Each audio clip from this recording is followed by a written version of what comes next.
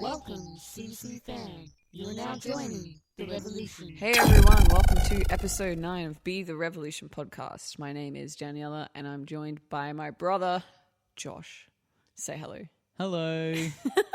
I always am like nervous how you're going to say it because usually it's like ho or like a hello. So it's always like a surprise. But yeah, what's going on? Not much. Yeah, not much. Cool. It's echoey in here. We're house sitting, Yeah. A nice pet reverb. sitting. There's a dog and there's a kitten. There's 2 cats. There's But fish. yeah, this is a podcast brought to you by musicians. The music wasn't working out, so we thought we'd get into podcasting. We thought we like to talk a lot. Mm-hmm. So we'd start a podcast where we can talk a lot. Heck yeah. With But yeah, other you can people. check us out. Links are all below whatever you've come across this podcast from. Check out all the links to our music. I play the drums and Josh plays guitar and sings. Mm-hmm. And that's pretty much how it's always been.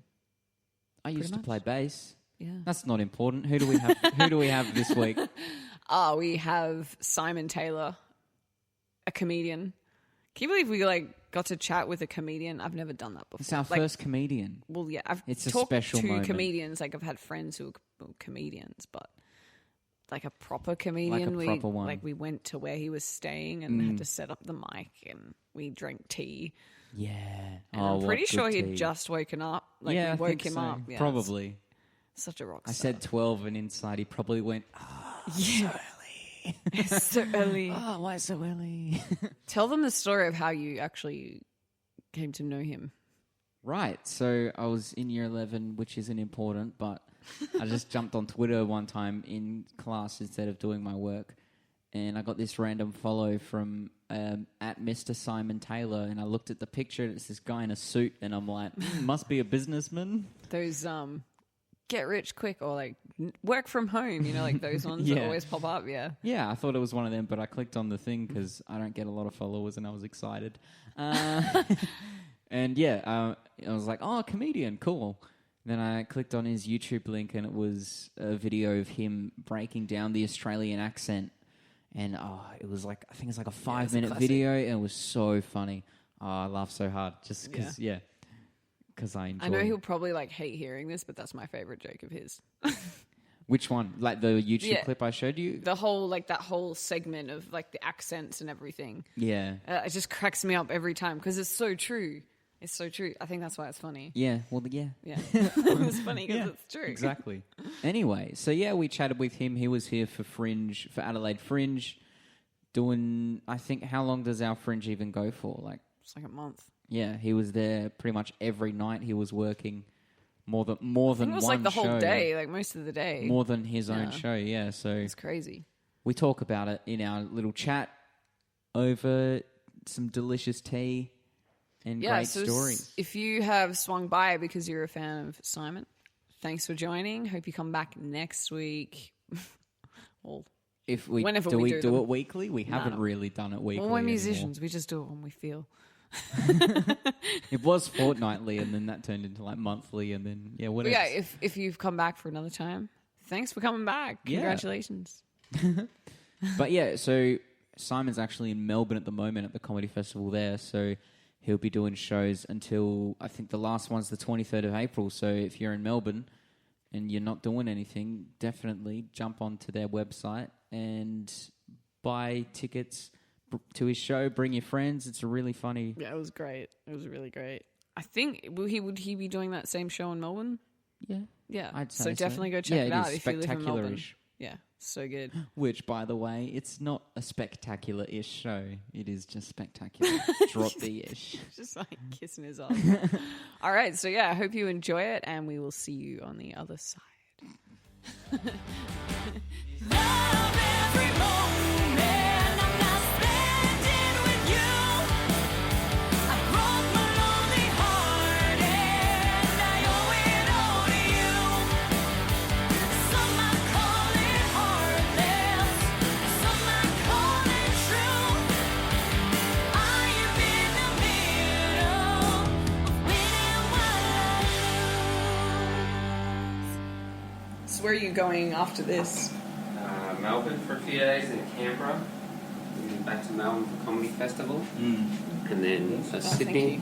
and then I think New York the rest of the year. I'm not sure yet. That's awesome. That's killer. New York. New York. Have you ever been to New York? Yeah. I said a lot last year, but yeah, I was living in LA mostly last year. Hmm. I don't know for LA. Oh, really?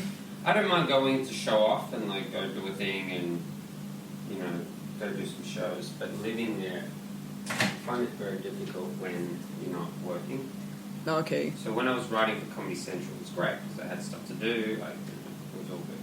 But then when like outside of the TV gig, it's just like it's flooded with other performers, Mm. and so you don't know the audiences aren't very good.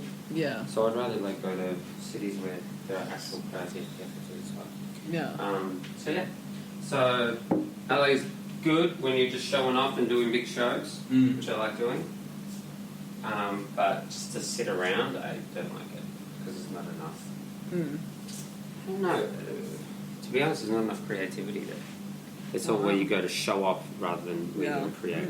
And when you say show off, is that like to the people that live there, but then also people in Australia as well? Because they're like, oh, look at you, you're in LA. Yeah, a little bit. I think that like a lot of agents and managers and producers there. So my first ever gig there, producers saw me and invited me to the Tonight Show, and that's how I got writing for Jay because I just did a gig. Yeah. So that's good. So when you go and you like people see you, that's great. But when you're just there without gigs booked and things like that, it's not my city. Yeah. Mm. Is that just for comedy, you think, or do you reckon the whole sort of creative spectrum? I don't know. I get a sense that it's flooded no matter what because it's an industry town. Yeah. So my muso friends are there, trying to get some sort of attention as well. So it's where you go to when you have your product done, I think. Yeah. And go, try to get attention to it. So yeah. That's awesome. I was just gonna say, how long did you think it took you to feel like you were ready to go internationally? Was it more like you were just fed up with the industry and just wanted to take a risk? Or? No, I'm not fed up with anything. It was just I was just doing gigs in Australia, and my friend was in LA. He said, "Hey, come visit me." That's awesome. So I just went over and did a gig, and then I got writing for the Tonight Show. So that was just kind of luck, really. Yeah. Kind of luck got me that opportunity. But I'd been writing a lot in Australia, so I'd been writing jokes on Twitter for like 2-3 years, and I've been writing 10 or so jokes a day. And so I've written hundreds and hundreds of jokes before I got that opportunity to meet Jay. And then when he said, I'll send some jokes in, I had it ready. Like I had that skill developed. Yeah. So that wasn't planned. And so by the time I was in LA and doing all that stuff, it was only because the opportunity came to me. Yeah. I wasn't really chasing it, to be honest. So I was very lucky in that sense. And now that I'm sort of chasing things, more TV work and et cetera, like then you have to be strategic. But even that sometimes doesn't. It's just a luck of the draw. Sometimes it's like overthinking and just do it sort of mentality. Yeah, I mean you got to have some outlook on where you want to go, I think. But there are things you can control and things you can't. So you can't control really if you get picked to be on the Comedy Festival Gala, really. You can't control if you get a record deal, really. Someone else is actually making that decision. What you can control is how attractive you appear to them, how busy you seem to be, how good your social media is, like those sort of things that, like, if you can work on all that stuff, then other people can recognize it and maybe select you, but you can't, force their hand to, choose you for something. So just act as if them picking you doesn't matter and you have to do all the work yourself, and then perhaps one day you do. Yeah. You do get picked. Yeah, I completely agree with that. That's I think that's something you learn over time as well. You've put a lot of time into your craft, and Yeah. because that's like also the important thing that I think a lot of people don't realize is you actually have to action. things that you're wanting to go for. Things Sure. like, you know, you might get those moments where you are very lucky, but most of the time it's because you've decided you're going to go do it and Mhm. you've done all the hard work. Yeah. Yeah, which kind of like you feel better about it at the end of the day, that you can take all the credit for, I guess, your achievements. Yeah. I think if you enjoy the process, which is I think it's a common saying, like enjoy the journey type thing, because what I'm finding more and more, doesn't matter what you achieve on paper, like, oh, you won this award, or you got this many ticket sales, or you sold this many albums, or whatever it is, it's never as satisfying as you think. And so if you don't enjoy the work, then that payoff doesn't change much. Yeah. And I see that amongst my friends who are really, really successful. They still whinge about things. I know big famous comedians who, are in 500 seaters, and I say, "How's the show?" They're like, "Oh, we didn't sell out. We were 10 off selling out," and they're whinging, Yeah.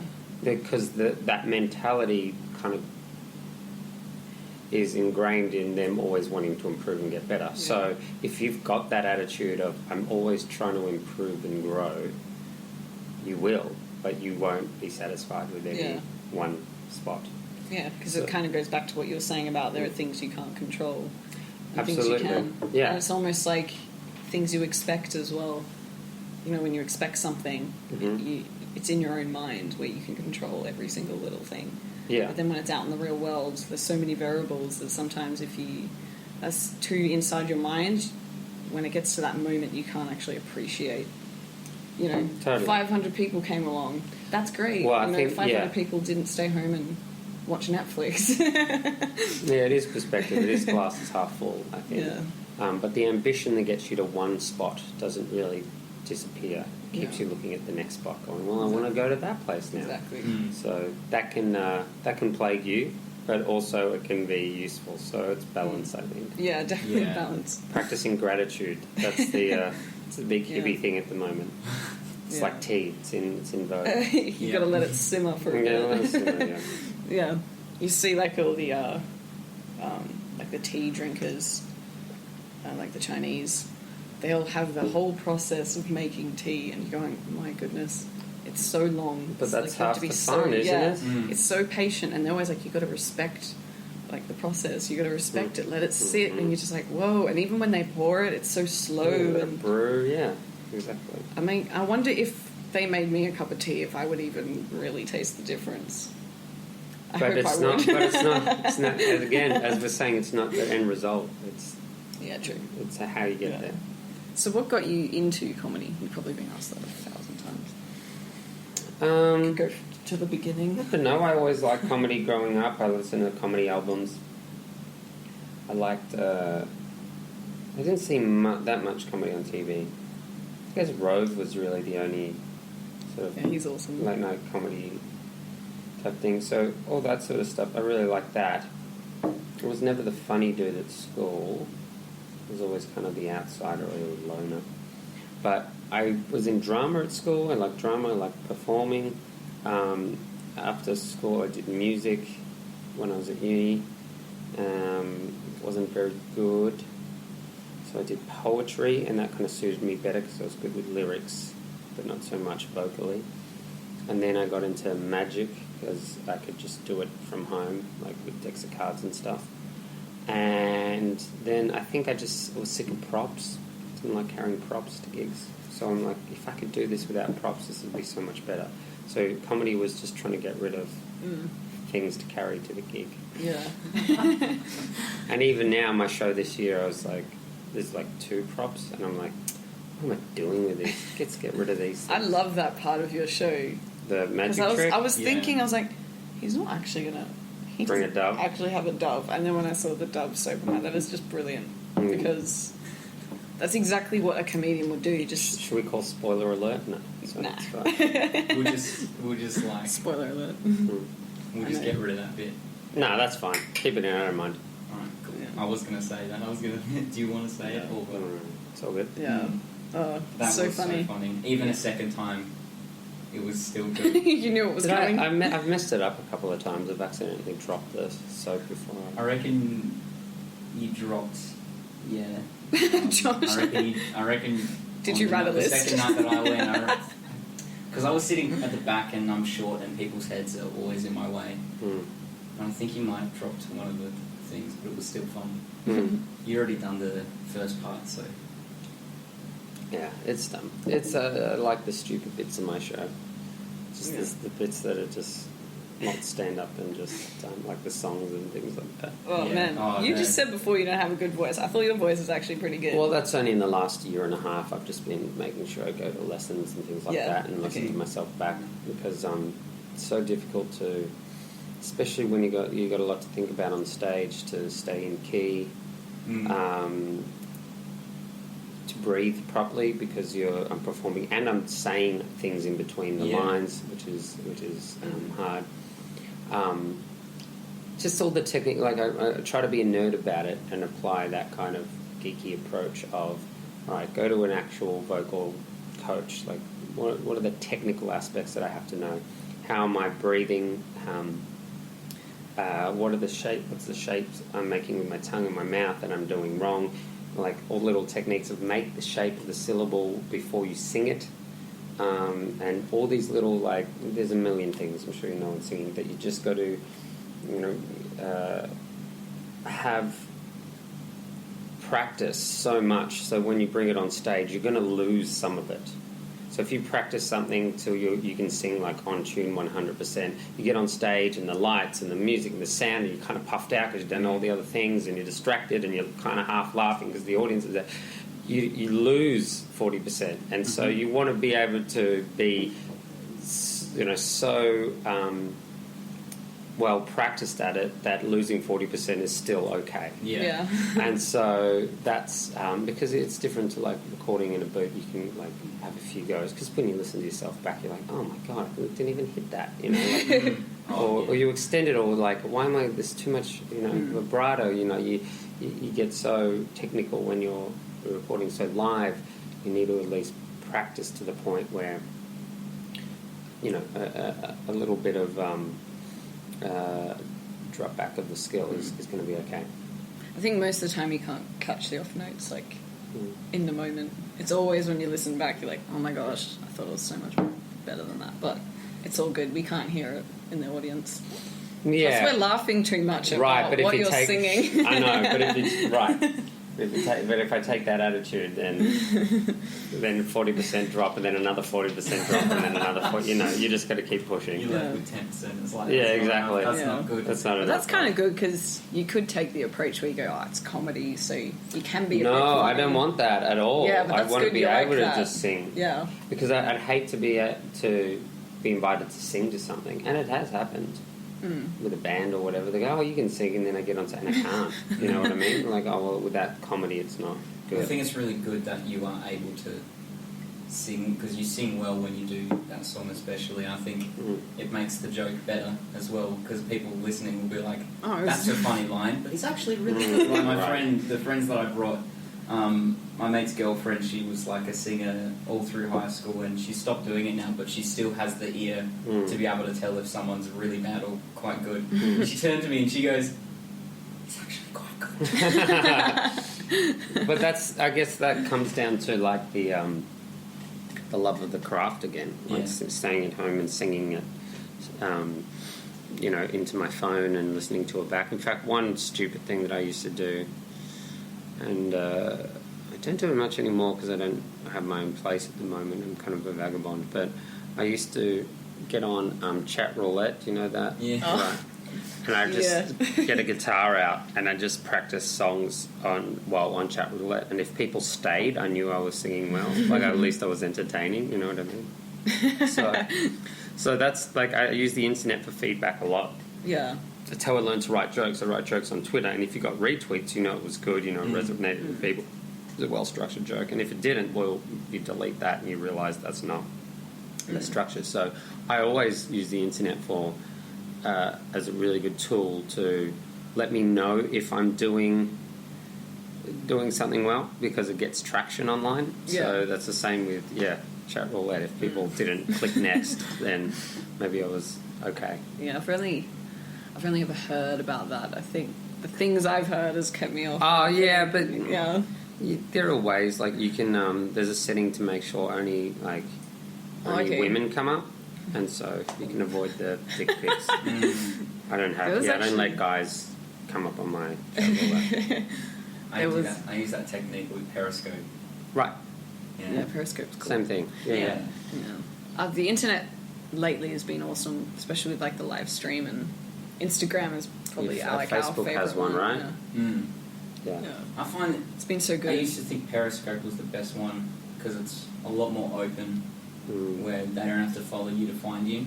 Mm. Whereas with Facebook, it was like Oh, if they like your only if page. they've liked your page or if they're friends with you, Mm. only they can see it. It's a lot more restricted. But Instagram as well now is Mm. really good. I find. Instagram have like channels, so you can Yeah. be put up on like a. Yeah, I Whatever think channel. I think Instagram's kind of where it's at the moment. I think Yeah. Snapchat's dying out. Yeah. I stopped using Snapchat just because I just felt like everyone was already on Instagram, and then my stories got way more views on Instagram than Snapchat, and so Yeah. I did one final snap like, "Hey guys, we're going to be on Instagram now." Yeah. But it's You got to do the official post. exactly. I mean, but we've all got to just stay on top of these things because it's changing so rapidly. Yeah, true. And that it takes one update for it to screw up a whole platform. Where do you think it's going to go next? Because I'm not sure. Because like video, live stream. Well, VR is where it's going next. There are all these virtual reality goggles that are coming out, and so in America that's what's happening. So there will be virtual reality shows. You'll set up a 3D camera at your gigs, and people can walk around your gig, type thing. Like, so yeah, VR is the next big one, and so it's just pretty brand new, even in like Los Angeles. But my housemate's a director in LA, and he said he's surprised at how little it's been explored in terms of like creating movies and TV shows with VR. Yeah. So he's like, I'm going to do it. I'm going to do a horror That's awesome. movie. Oh my Yeah. gosh, not horror. Yeah. Oh Well, man. that's his style. But that, so yeah, so I would say VR. I would say it'd be like, rather than just streaming your gig, you can like, hey guys, we filmed our gig last night. If you're putting on these Samsung VR goggles, Yeah. you can walk around the gig and be part of the gig. And I think that'll be the next one. Would you ever do it at your gig? Like you could have a part of your show where you're like, all right, strap on the goggles. You can have like heaps of funny stuff. pop up. Maybe, yeah, maybe. I think there'll be dudes who do that. I mean, already in Perth, I think there was a dude who used a computer to do his show. Like he wrote all these jokes on the computer and you just Like in press South play. America. Yeah. So there will be a move to that with technology and I guess at least my field, comedy. I mean, the idea of comedy is this raw, sort of pure connection with the crowd, just looking at Yeah. them and talking. So there's that, but there are always, I guess, concepts that are played with technology. So, yeah, I think maybe. Actually, there is a thing that a few years ago, and it happened in Melbourne. It's called silent comedy, where those silent discos. People have the Yeah. headphones in their Yeah. So we did a gig where we had a microphone into everyone's ears and we did stand up Yeah. into the head, and it works really well because you can be in the middle of a festival, Yeah. like it's crazy, it's loud, and they do it in Melbourne because they do it next to a train station, Okay. and so trains are coming. It's noisy as hell, but you can still do the gig because everyone's wearing the headphones and you're speaking directly That's to awesome. them. So there are bits where like technology can help, and I think VR will like there'll be some way where people who are at home can be part of the gig. So you're just doing the gig as normal, but then there are people who can stay home and like watch an Adele concert for $20 because they've got the VR. And that'll be. I'm sure. I just sure hope that's it doesn't next. make people stay home as well. I know it's hard to say. I'd say no. I think there's nothing like live performance. Like there's no absolute substitute. But if there were people who flew from Melbourne or drove up from Melbourne to see Adele here, because there's no Melbourne concert. Was that right? No, she's got 2 shows, 18th and 19th. Oh well, that's Yeah. weird. So many people came out, but maybe there's people who want to see Yeah, her they a bunch really of want to time. see. I mean, when is she going to come back? But think about people who are outside of the city, right? Yeah. Like country Yeah. towns and things like that don't have much money, but you say, hey, you can buy this VR thing and you can go to the concert. So I think it's a supplement. Yeah. I wouldn't say it's like protein shake. People don't eat protein shake for breakfast, lunch, and dinner, but they do have it in between meals as a supplement, and I think it's the same thing. It's like it doesn't stop you from going to live entertainment. But when you can't always go, you don't always have time or the money, so VR can be like a supplement to just still experiencing entertainment. So you grew up in... Did you grow up in Melbourne? Mm-hmm. Nice, so did we. Oh yeah, whereabouts? Yeah. We were in... Burwood. Probably Burwood. Burwood for the I would longest. say the longest, That's yeah. what I remember. Yeah. And then Rowville for like 2 years, and then Rowville. Oh, east side. Yeah. East Siders. Whereabouts were you? I was Clifton Hill, which is in the city Yeah. near Carlton in Collingwood. Yeah, it's... Do you find, like, being Victorian, you always get that... like, when people find out, they always sort of give you that sort of look, especially here. Really, For here? ages, yeah, we would not say I anything. did at school. Oh, at school, but then some people would be like, oh, wow, you're from the city? Mhm. Like, wow. Well, that's because though when we moved to South Australia, we moved to like Victor Harbour. Mm. Oh, yeah, So they were kind of like, "Why did you move from Melbourne to Victor Harbour?" And I'm like, "I actually have no idea." Yeah, this is a strange like country town deprecation that happens, which is which I try to push back against because I don't like I grew up in the city. I've always lived in a city, and there's a level of overstimulation and overwork and overstress that happens in the city.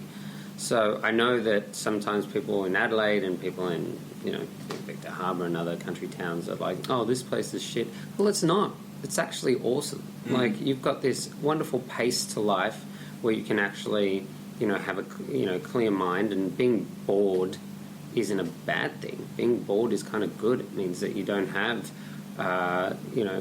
intense stress in your life. Perhaps it means that you don't have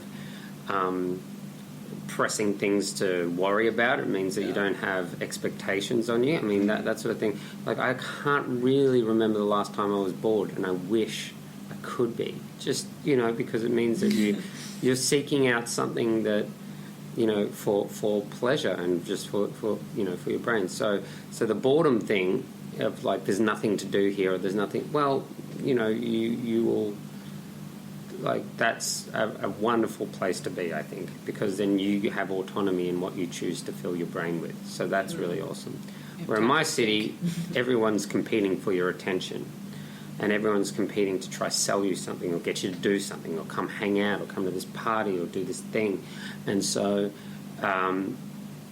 there's fun in that, but it's also draining and tiring, and, it probably takes years off your life.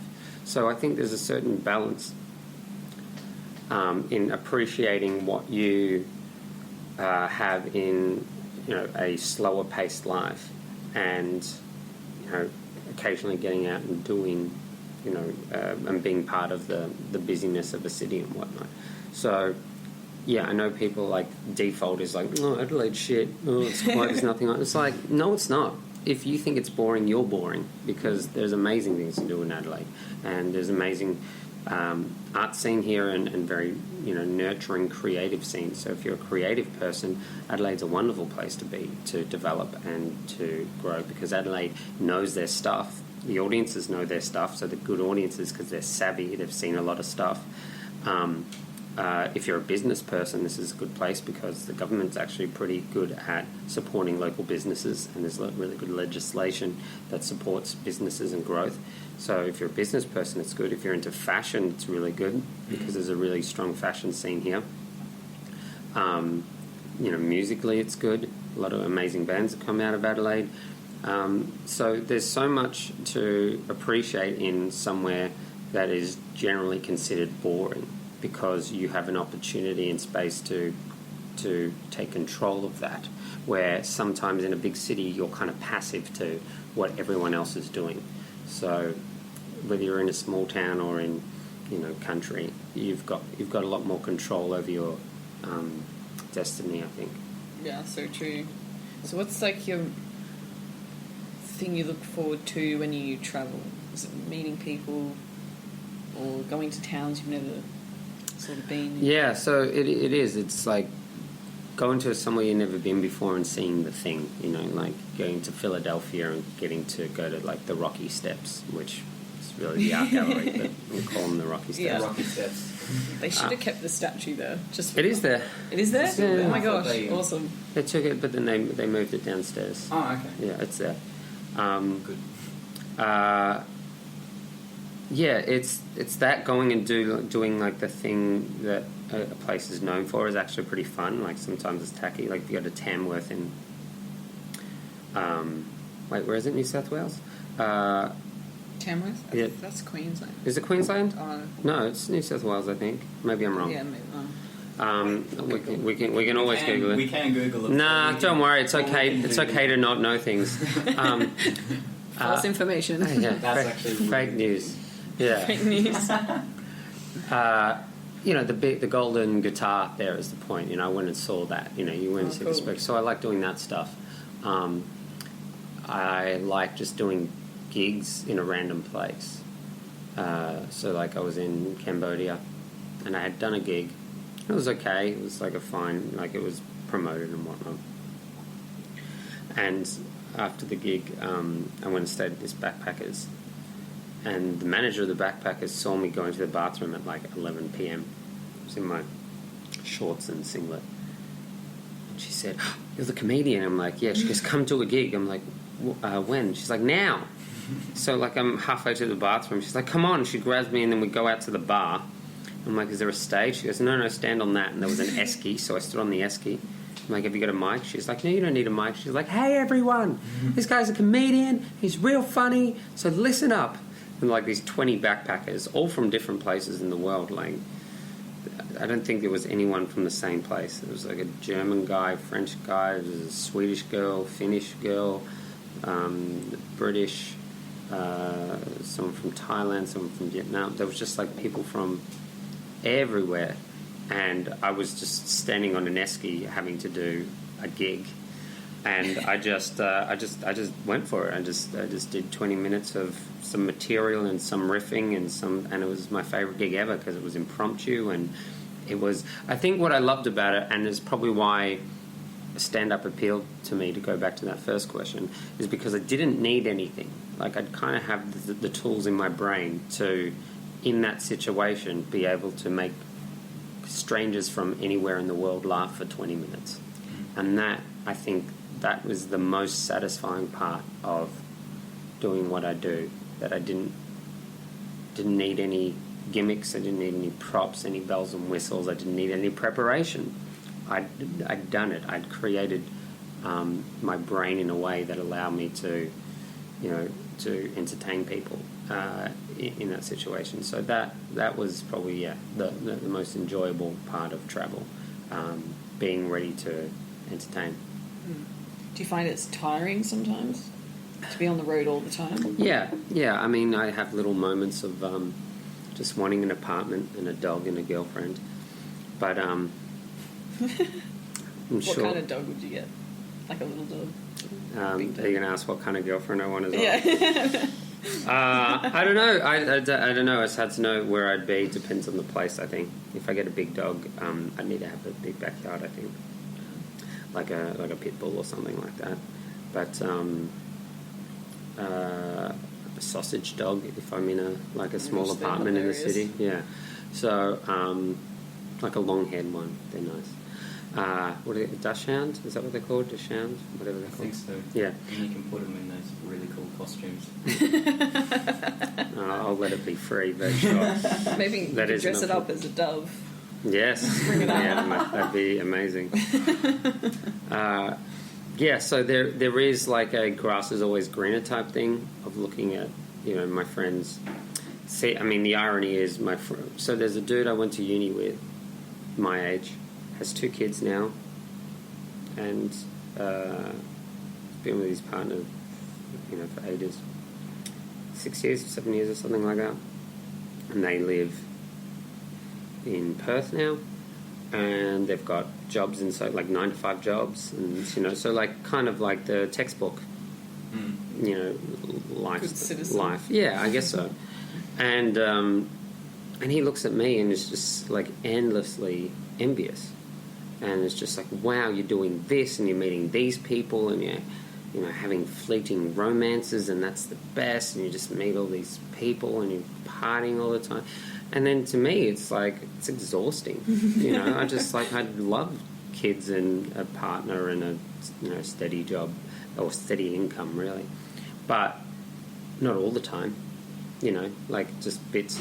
Some of the time when I'm tired with this lifestyle, I'm like, oh, I want that. But then I'm sure if I had that, I'd be like, oh no, I miss this. Yeah. Because I do know, realistically, if I was doing that 9-to-5 thing, and I did when I was younger, I would spend the whole time daydreaming about being on stage, and being envious of people who weren't. So every part of life is going to have its difficulties and its struggles, but you've got to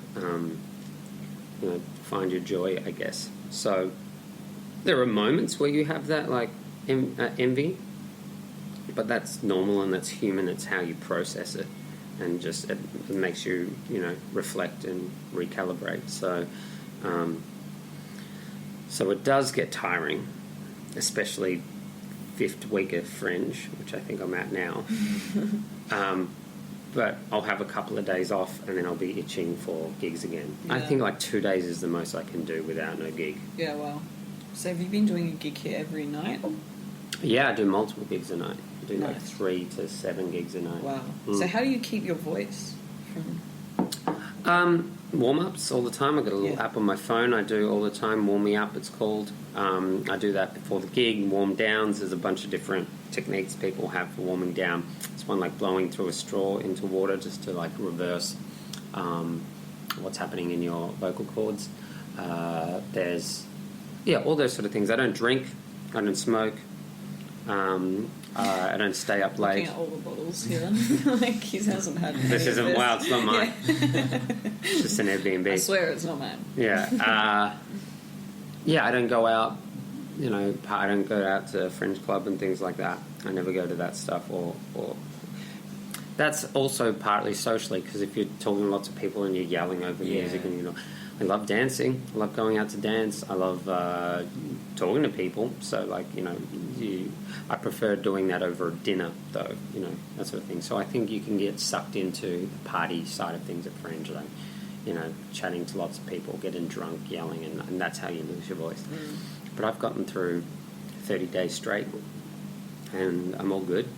So They should give out little tokens to artists that they What? can do it, that don't party for all through Fringe. Oh, right. You get like a little "I survived." Well, listen, you don't need the token. You can see them perform as eyes when they're doing their shows. Right? I should have gone to bed. I'm early. relatively well slept, so Yeah. yeah. So have any of your jokes sort of evolved from the time you've written it to now you've done like multiple shows Oh, yeah. for 5 weeks straight? 100%. Surely you saw some little differences between the shows. I think some things extended, and Yeah. I mean, what I prefer is to have a day or two off to sit and reflect, because what can happen if you're doing it every day, you're in autopilot and you're just saying the jokes because you said them last night, not because they're that good.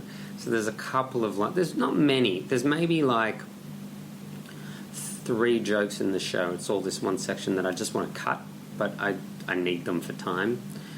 So it's kind of padding, which annoys me, but it's only like 3 minutes. So once this season is done, I can actually reset and hopefully just cut it out, or put something else in, or extend some of the other bits. So it's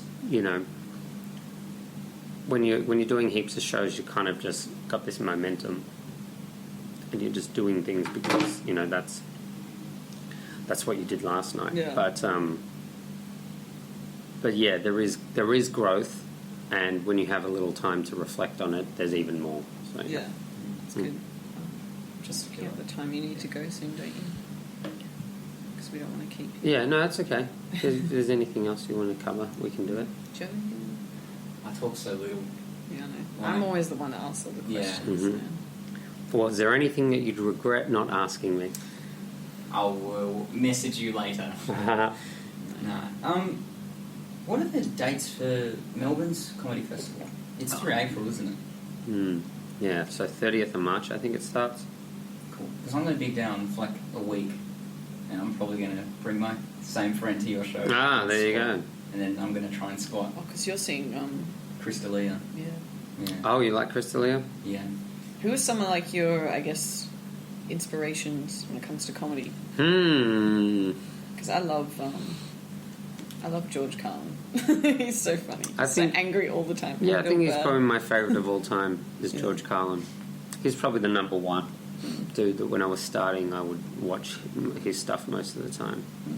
Rod Quantock is an Australian comedian. He's probably the Australian version of George Carlin as well, like social commentary, political commentary.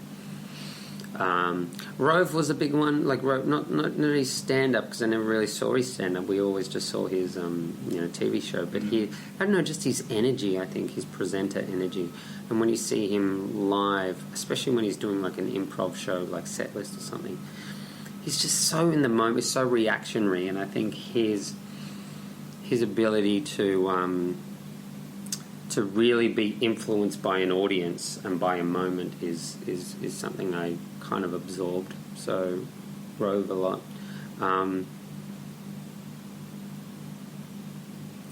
Greg Fleet is just someone that is very influential in the comedy scene. Justin Hamilton, Adelaide comic originally, but he lives in Sydney now. Or maybe he's back in Melbourne. No, he's in Sydney. Sam Simmons is probably my favourite person to watch as like in comedy, and I'm inspired by his like abilities, but I guess it doesn't influence my style so much. Maybe it does a little bit. Maybe like that Dove routine is a little like Sam Simmons-esque in terms of just being silly, like permission to be silly. I think I get from Sam Simmons. So there's always like like a little something from everyone. So those are kind of like, those are the main ones. George Carlin was what kind of made me, I guess, verbose, like really densely written routines. Is what I kind of started with, and structure and that sort of thing. So that's what I got from Carlin. So those are my influences, but it's also like so incremental. It's like a little bit from each. Yeah. So Yeah. Every time I drive past a golf course, I always just I'll think of his. Yeah, I always think of we need to his. get rid of those things. Or if someone's like, yeah, I'm just going to go play golf, I'm like, oh my gosh. Yeah, I know, I'm the same. I think it's ridiculous. I had an argument with a friend over it. He's like, why? It's great. I'm like, no. George Carlin. George said. Carlin. This is stupid. But that's what's cool about comedy. It's like, especially that kind of comedy, because it's like, it just kind of just cuts to the point of something that's so blatantly obvious that sometimes people miss. And that's why it's funny, because you're kind of laughing at yourself going, Realizing. oh, okay, that I was being so naive and that's so stupid that I didn't pick that up. I do that when I watch Crystalia and listen to his podcast now. Everything he talks about, like what he hates, I'm just like, that's me. I do that all the time. Oh my god. Now you're going to change. I wear that stupid stuff. Like he just talked about his fashion stuff. He's talking about those glasses with the flip lens. He's like, I would never wear that shit. And I'm like, I have like 7 pairs of these because they're funny. You are. Because you like getting reactions from people. Yeah. Some people. Well, they call it peacocking, is what it's called. You're a peacock. I'm a peacock. Gotta let you fly, Josh. Let me fly. Oh. Anyway, we'll let you go. 'Cause Hey, you've got to go thanks somewhere. very much. Yeah. But thanks so much for your time. Yeah. It's okay. I hope a sleepy podcast was okay. No, that's fine. This is the earliest I've been up all week. I'll Wow. tell you that. I wondered that. That's and great. I was like, I said. Well, 12. yeah, I know, but I've got so much on anyway this afternoon. So I'm glad we could make it work. Sorry, I had to That's postpone fine. last time. That's This Befringe is literally. So the irony to this is like, come May onwards, or June really. Like I've got nothing on. Like I could have done like a 10-hour podcast if we did this in June.